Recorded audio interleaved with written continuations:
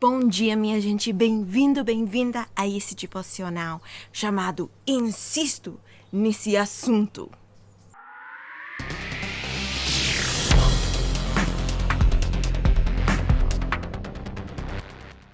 Quando foi a última vez que na igreja você viu alguém falando insisto nesse assunto, ou nessas coisas, ou insisto nesse ensinamento?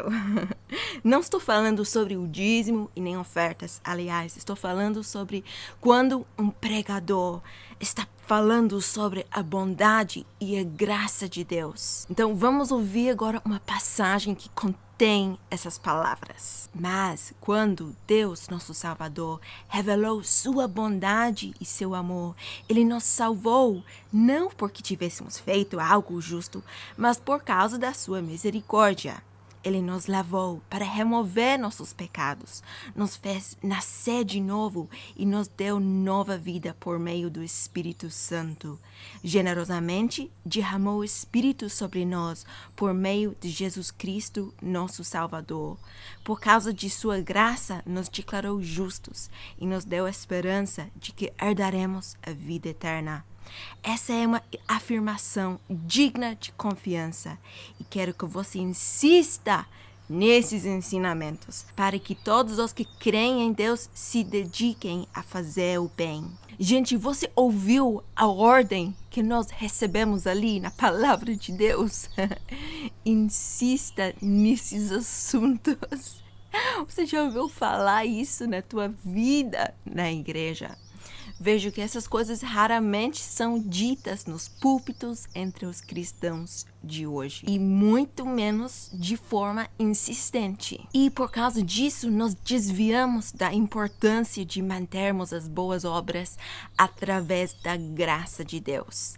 Na essência, estamos permitindo que o poder que está em nós permaneça dormente pela falta de convicção e afirmação. Mas a nossa fé que acessa a graça deve permanecer ativa por meio da verbalização das nossas convicções. E, gente, por falar na graça de Deus, e já que estou lendo o livro de Tito no momento, eu preciso insistir de te fazer lembrar de uma passagem tão rica, tão forte, tão maravilhosa para refrescar a tua fé, para você mergulhar nas profundezas da verdade revigorante e estimulante de Deus. Porque a graça de Deus se manifestou salvadora a todos os homens.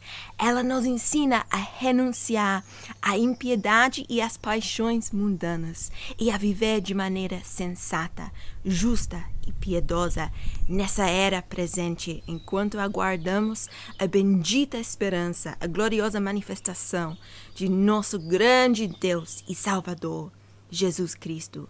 Ele se entregou por nós a fim de nos remir de toda maldade e purificar para si mesmo um povo particularmente seu, dedicado à prática de boas obras.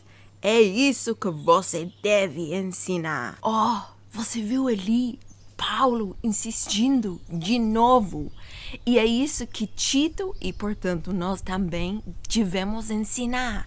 A graça de Deus nos ensina a negar toda a impiedade e as paixões mundanas e a viver uma vida reta e piedosa, com domínio próprio. E, gente, os pregadores e também nós, as pessoas aqui no YouTube que estamos aqui ensinando, nós temos a tarefa de instruir e capacitar você. E é exatamente isto que a graça de Deus faz em nossas vidas. Observe que é o nosso dever ensinar tais coisas. E na passagem que acabei de ler, está escrito que devemos manter as boas obras. Isso significa fazer o bem. Mas temos que fazer isso pelo poder da graça de Deus em nossas vidas. Há um vínculo muito forte entre a graça de Deus e renunciar à impiedade e os desejos da carne e viver uma vida de santidade. Não tínhamos graça antes de sermos salvos, nem os santos do Antigo Testamento também não tinham. A graça de Deus é um dom de Deus para nós através de Jesus Cristo. E é por isso que Jesus fala que nos tempos do Antigo Testamento você era considerado um assassino sob o risco de ir para o inferno se tirasse a vida física de alguém. No entanto, debaixo da graça, basta que você chame seu irmão de tolo, que tenha preconceito, que se recuse a perdoar ou que abrigue qualquer outra forma de ódio para correr o risco de ir para o inferno. Por que, gente? Por que tem essa diferença?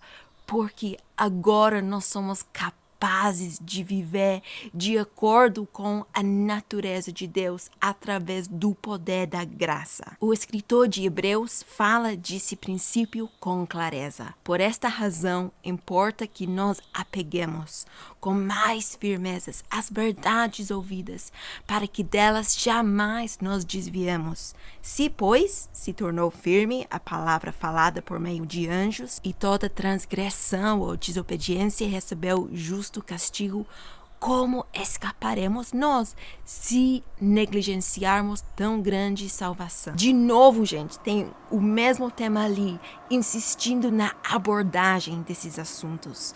Nós precisamos manter constantemente diante de nós as questões urgentes da eternidade que nos impedem de nos desviarmos. Se Deus diz que devemos afirmar tais coisas constantemente, então esta deve ser a nossa prioridade. Porque não estamos enfatizando o poder da graça que nos dá capacidade de manter um estilo de vida piedoso, marcado pela obediência.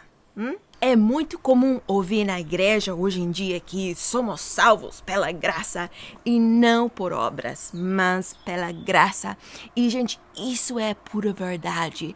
Mas o que é mais raro de ouvir nas igrejas hoje em dia é outra parte dessa verdade, que é: se fizermos a vontade de Deus, andarmos nos seus mandamentos e amarmos aquilo que Ele ama, guardando-nos de toda injustiça, isso é evidência da nossa salvação. E, gente, você não vai ouvir falar esses princípios nos púlpitos e nas igrejas hoje em dia. E, gente, agora eu quero te falar uma verdade chocante sobre as igrejas de hoje. É o seguinte: estão pregando um evangelho incompleto. Falei isso mesmo, você ouviu certo. E você sabe por que isso está acontecendo? Porque, infelizmente, ficamos restritos à citação de versículos do tipo: se com a tua boca confessares Jesus como o Senhor e em teu coração creres que Deus o ressuscitou dentre os mortos, serás salvo. Então, dizemos às pessoas que tudo que elas têm de fazer é repetir a oração mágica e estarão dentro.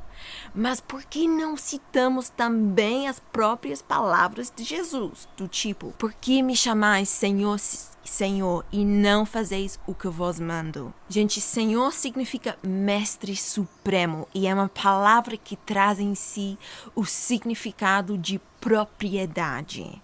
Então, Jesus está dizendo: não me chame de Senhor e continue a ser o dono da sua própria vida. É melhor me chamar de grande profeta ou mestre para que você não engane a si mesmo. Preste atenção nisso. Nem todo aquele que me diz Senhor, Senhor entrará no reino dos céus. Interessante. Então, não é somente o ato de confessar Jesus, mas o ato de confessar Jesus e fazer a vontade de Deus que nos levará para o céu. E a única forma pela qual podemos fazer a vontade dele é pela graça que ele nos dá quando nos humilhamos, negando nossas próprias vidas e recebendo ele como o Senhor. É tão simples quanto confessar, mas a parte difícil está em nós rendermos inteiramente a verdade do seu senhorio. Vamos orar. Oh, Santo Deus, Espírito Santo de Deus, oh, Santo Deus Todo-Poderoso, Santo Deus maravilhoso, Deus fiel, Deus justo, Deus glorioso. Pai, Tu és o Deus dos céus e da terra. Pai, Tu és o Criador de todas as coisas. Pai, Te agradecemos, Santo Deus, pelo dia de hoje. Nós te agradecemos, Santo Deus, pela tua bondade hoje, pelo fato de que nós acordamos hoje de manhã, pelo fato de que nós estamos respirando hoje e pelo fato de que tu nos deste vida. Pai, muito obrigada, Pai, pela luz do sol que tu deixaste cair sobre nós. Muito obrigada, Senhor, pela chuva, Senhor, que tu derramas sobre nós. Pai, tu és fiel, Senhor. Tu és o provedor de todas as coisas.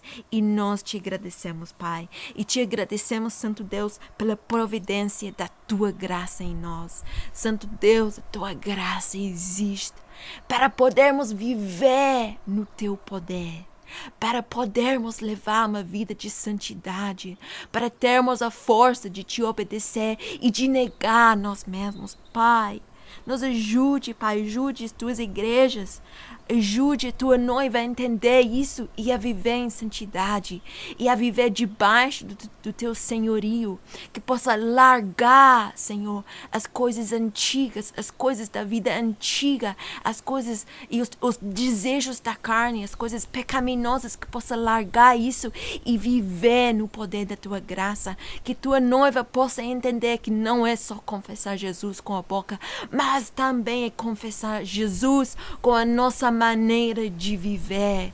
Oh, Pai, que tua igreja, que tua noiva, que os teus filhos possam entender isso, que venha um renovo na tua igreja, que venha uma onda da presença do Senhor Espírito Santo para podermos viver assim, conforme o poder da tua graça. Pai, nos ajude a entender o que é viver debaixo da tua graça. Nos ajude o que é viver não na nossa própria carne, não na nossa própria força, não no nosso espírito, mas no teu Santo Espírito. Espírito Santo, venha, desça sobre a pessoa que está orando comigo agora, desça sobre a minha própria vida, nos dá força e poder para viver em obediência à tua palavra, para negar a nós mesmos, para levar nossa cruz e viver por ti. Eu te peço, Santo Deus, que teu reino venha aqui na terra, que tua vontade seja feita aqui na terra como é feita nos céus. Te peço, Santo Deus, em nome de Jesus. Amém. Deus te abençoe. Um beijinho. Tchauzinho.